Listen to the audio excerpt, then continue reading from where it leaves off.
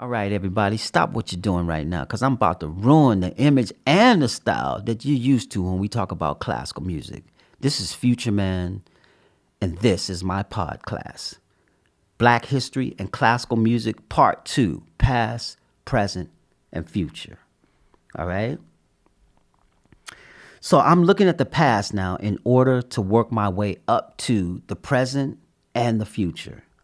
As these pod classes will continue from February, we're in 22 now, 2022, to June 2022, which is Black Music Month. Okay, so from Black History Month to Black Music Month.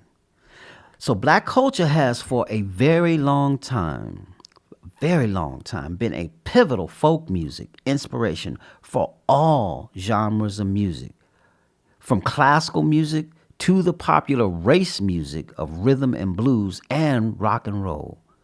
Many of our modern popular music stars, such as the Rolling Stones, the Beatles, Bonnie Raitt, Bill Monroe, Elvis Presley, and many other popular music superstars, achieved great fame in their careers with pivotal inspiration from Black music. That's the key. It wasn't just a little bit of inspiration, it was pivotal inspiration. We know this about popular music because we hear the Rolling Stones. If you read Keith Richards' book, he says one of their proudest achievements was that they brought Black music and awareness of these Black stars, Black bluesmen, to the consciousness back to American people who forgot about them and stuff. And when they were young, they said they wanted to be Black bluesmen. That's what they wanted to do, you know? And I was like, oh, okay, wow. Elvis Presley, who loved Black music so much that he would practice the blues until his fingers bled. And they said he would sing gospels from after the concert, sundown, down to the next morning. They'd be singing, And I think he eventually did do a gospel record. But when I say they loved Black music, they loved it. See what I'm saying? Somebody like Eminem, he doesn't come from the hood like those guys, but you see what music that he loves, Black music. Bonnie Raitt, all that blues and stuff, she's talking about the same bluesmen the Rolling Stones are talking about. The Beatles, they said they have a beat, and this is all during the height of racial time. This is racial tension time, right? This was an article with the Beatles. And they said, Beatles, man, this girl screaming, it's crazy. It's pandemonium. And they're doing an interview with the Beatles, talking about their influence. They start talking about Chuck Berry, Little Richards, Muddy Waters. They said the interview's over. We ain't talking about that. This is the time. See what I'm saying? So the same thing when we get into classical music, and Ravel and them are coming over here. They're coming over here and they're asking them who they're influencing. They talking about Black music. And he said they're getting the slings of arrows of American racism. See what I'm saying? Dvorak comes over here, right, and writes the New World Symphony, which is based on Black music, right? It's like, yo, and it became one of the greatest, most popular classical pieces. Even during his time, they were raising money to save the house in New York where he wrote the New World Symphony. And guess what? America tore it down. See what I'm saying? It's like, you didn't have to tell me what happened there. You know what I mean? There's a bust somewhere. But they had raised the money to save the house. And like America was like, yo, that's not what we talking about. You know what I mean? Dvorak upset a lot of people when you talk about the love for Black music, when the people are not being loved by society. You know what I mean? You can't drink in the water fountain. You got to drink over here. You got to drink over there. This is what's going on, okay? So we're talking about people who love the music despite what was going on in society, right? And so people heard of the Rolling Stones, but a lot of times they don't know about their love for Black music. See what I'm saying? If you look at the drummer who just passed away this year, Charlie Watts, man, that dude was a jazz musician. That's why the Rolling Stones hired him. He's a jazz musician because he had to swing. The same thing about the funky drummer James Brown. That's a jazz man doing that, coming up with that. See? And so Charlie Watts, to now, you can just Google Charlie Watts video. You can just Google any Charlie Watts video, man. He's dressed up like a jazz man. He's doing his boogie woogie. He's doing his jazz, which was his love. The Rolling Stones was his success, and the thing, he brought that tinge of jazz to it. So I like to say anything that jazz touches is like alchemy, the philosopher's stone. it touches and makes the music perfect. You know, it don't have to sound like ding, ding, ding, ding jazz you used to, but the touch of it is there. And Brian Blade, the drummer, is a great advocate of that. You see him playing with Emmylou Harris. Then he's playing with Daniel Lanois. Then he's over here with Joshua Redman, where he broke out in the scenes. And I was at a jazz festival, and Billy Hart, I can't think what his African name, great jazz drummer, who has a classic drum sound. He said, this is Brian Blade, years ago. He said, that kid right there, he plays older than I do, you know? And he looks like Max Roach. This is like, you know. So anyway, we're talking about black music during Black History Month, 2022. And I'm getting you into popular music because in popular music, you can feel the weight of the love. See what I'm saying? You feel the love. If you hear Celine Dion, that's just Whitney Houston. It's a love for that sound. It's the interpretation of Whitney Houston's sound. Black, there's a love. It's not like a scholastic, I had to study this form. No, it's a love where they're going to practice the blues. So I'm saying that because here's my thesis. I'm saying Dvorak said black music was going to be the future of classical music. And classical music don't have the same love that popular music has. See what I'm saying?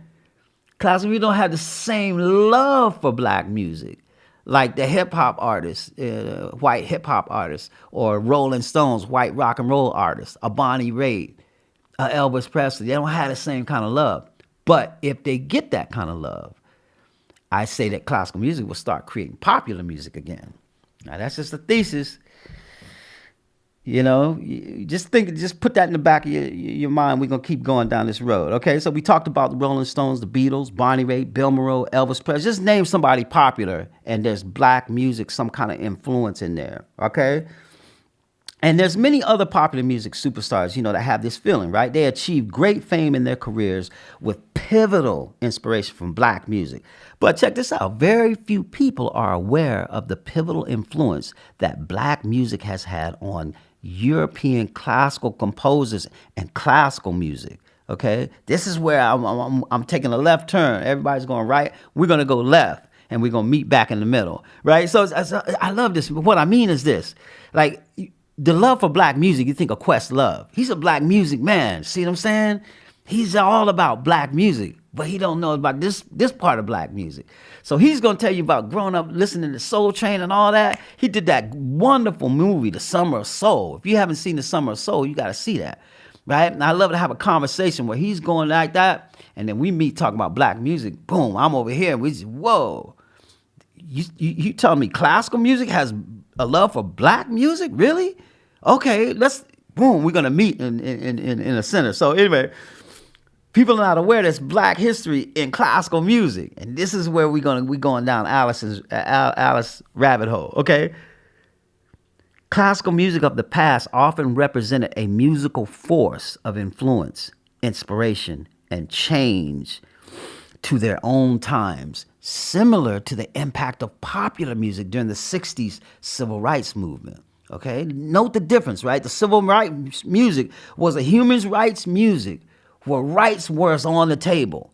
At the height of the global slave trade, the abolitionist movement was the movement coming that produced the William Wilberforce, who I say was the Dr. Martin Luther King, the heralding voice of the time to end the peculiar institution. Man spoke for 4 or 5 hours, speech to end the slave trade, right? So I'm comparing the tension of the 60s to the tension of the classical age.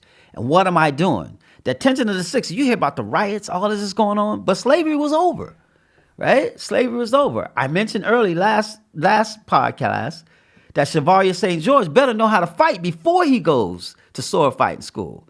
My point is, in the 60s, when you had a black girl going to integrate a school, the president had to send his troops with them every day for her to get in that school.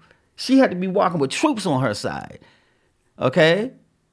She had to be walking with troops. That's modern times. Now, do you think Chevalier St. George had troops on his side when he went to sword fighting school?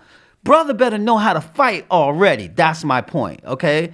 And the intensity level of what we saw in the 60s, right? People throwing rocks at this little girl going to school, throwing rocks to the building.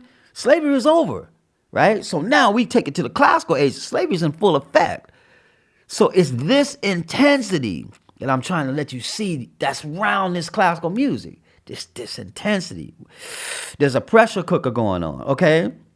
Both eras, the civil rights movement and the abolitionist movement of the classical age of enlightenment, both eras yielded artists and leaders with music vision and influence that inspired social justice and social change that challenged kings, queens, dictators, global slave treaties, and ideas imposed by racism and prejudice, okay? And ideas imposed by racism and prejudice. And what I mean is like when Hitler heard jazz and black music and the idea of mixing them in art music, he called it entart music. And entart music meant nigger, Jewish loving filth. That's what it meant, right? Now, we learned about entart music and classical music, but I ain't learned the definition. You see what I'm saying? The definition is nigger, Jewish loving filth. And he made a chart of this is what entart music is. Jazz. The saxophone is outlawed. Because if you got saxophone, it's getting ready to get jazzy. That's outlawed, right? And so the European composers took it as a badge of honor. They said, well, if it's entart music, I'm an entart composer. People like Shostakovich, Bartok, these guys, they said, we're entart composers. See, and they're rallying around it. They're not backing up because a dictator don't like it, all right? This is what I'm talking about. They're challenging the kings and the queens and the dictators. And this is why Mozart's having a hard time. See what I'm saying? Because I was telling the story off camera before we started. Mozart, right, through Freemasonry, his Freemason lodge is one of the main lodges where all the artists are coming because Mozart's so excited about Freemasonry. And I think what it is they had these secret societies and they're studying Pythagorean philosophy. See what I'm saying? Mozart got the Jupiter. Like right now, we're in Murfreesboro, Tennessee. It's the center of Tennessee. Legend has it that we're in the center of the universe, right? We look at the shape of Tennessee. We look at the footstool of Osiris. It's the same shape. Coincidence? I don't know. That's not the purpose of this, what we at right now. But what I'm saying is when you got like these secret society like Mozart, they're like digging into Pythagorean philosophy, right? I learned about that. Like they were digging into Pythagorean philosophy was at the core of it. And they said these composers had their secret society. And all the composers would bring something to the society. And what Bach brought was the art of the fugue. Pythagorean philosophy. You can play it forwards, you can play it backwards, you can play it upside down, you can play it a mirror. Like Mozart wrote a mirror canon. I did a concert where one violinist stood on that sheet of the paper and this violinist stood on this sheet of the paper, and they both played the same tune, and it works. See what I'm saying? This is some cool stuff. So Mozart is really into this Freemasonry, and he brings Haydn and everybody. And Haydn, man, that's not his thing, man. Freemasonry, he's a religious dude. That's not his scene. But Mozart's so excited about it. My point is, I'm relating to this is a change, and the musicians are bringing change that's challenging kings and queens. So here comes Mozart. He's challenging kings and queens and stuff. He hears music as a kid. The Pope said, this is secret. Mozart wants to score. They said, we can't give you the score. He said, it's only for the noble. We can hear it. So Mozart, let me hear it. Mozart, they play it for Mozart. Mozart transcribes the whole thing. I got it. You know what I mean? He transcribes the whole thing. And when he did that, they said, oh, you might as well let him have access to the music. They're challenging the kings and queens. See what I'm saying? And so out of the Mozart's Freemason Lodge, to get around to what I'm talking about, is Mozart's lodge was led by a black man named Angelo Solomon. Solimin. Black dude wearing turban. You look him up in Freemason literature, and he's the father of modern Freemasonry. He introduced intellectual rigor into whatever the rituals and stuff. He introduced this scientific rigor and stuff. And him and Mozart would be walking arm in arm in society. My point is, when you see that, that's trouble, right? Now let me explain to you what I'm talking about, because a lot of people young, they don't know what I'm talking about. Okay, so there was a guy named George Washington Carver. I got to tell you another story, just so you can see what statement is that this Mozart and this black turban wearing guy, head of a Masonic lodge, people don't half know what that's about anyway, and they walking arm in arm in society. They're like, yo, man, this genius is like here. Whoa, we don't know about him, right? Okay, here's the point. I met a guy what's his name? Jack something, right? He's an inventor. He's kind of like an Indiana Jones. He met George Washington Carver. We're in Black History Month, so I got to tell you, I'm gonna put these black stories together. He met George Washington Carver. I was like, yo, dude, you met George Washington Carver? This is the guy that made all this stuff with the peanut. Okay? So, George Washington Carver is coming to speak to the university. All right? This is during the time where you had the black people rode in the black part of the train, white people rode in the white section. So the college people coming to meet this genius, George Washington Carver, they think he's white.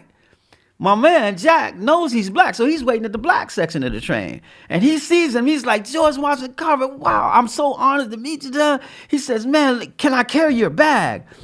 And George Washington Carver says, son, you trying to get us both killed. Okay? And he said, George Washington Carver let him carry one, so as not to upset, right? They're getting ready to cause a problem. That's my point when I'm talking about Mozart walking arm in arm with Angelo Solomon when slavery's in full effect. They walking like that. Okay? That's what I'm saying. George Washington Carver told the kid, he said, look, kid, calm down. You about to get us both killed. Okay? Calm down. Right? That's what I'm saying. So when we get to Mozart, Angelo Solomon, the lead character, the Moor in his opera, The Masonic Flute, based on Angelo Solomon. All right? I'm taking you down the Black History rabbit hole where a lot of people ain't gonna go, okay? So what I'm saying, I mean it when I write this right here, right? Both eras, the civil rights movement and this abolitionist movement going back to the classical time, are yielding artists and leaders with music, vision, and influence that inspire social justice and social change that challenge the kings and queens, the dictators. Hitler, he's not happy, but hey, you know, a whole lot of people ain't happy with him, right? Dictators, global slave treaties, and ideas imposed by racism and prejudice, all right? Like to say, for example, take John Coltrane, A Love Supreme. See, man, the times ain't lovely, right? But he wrote A Love Supreme, right? He's making a statement, man. You know, and Love Supreme is an album that's abstract, but it's the greatest selling album in the history of jazz, over Miles Davis Kind of Blue. You know what I'm saying? Miles Davis Kind of Blue is the standard. I think some of that music's in the Sputnik, not Sputnik, in the one of them Voyager satellites where you have sounds from Earth. Miles' music is on there, right? And it's good that it's on there too. We're gonna make some friends, right? But A Love Supreme is like, if you listen to A Love Supreme, everything is not lovely. This man is making a statement. See what I'm saying? It's not a radical riot supreme. It's something else, right? So I'm just saying, I mean this sentence when I write this. Both eras are connected from classical age to the 60s age, right? Where when the American classical composers came over here, they said the black musicians was America's classical musicians. America wasn't ready to hear that. Okay.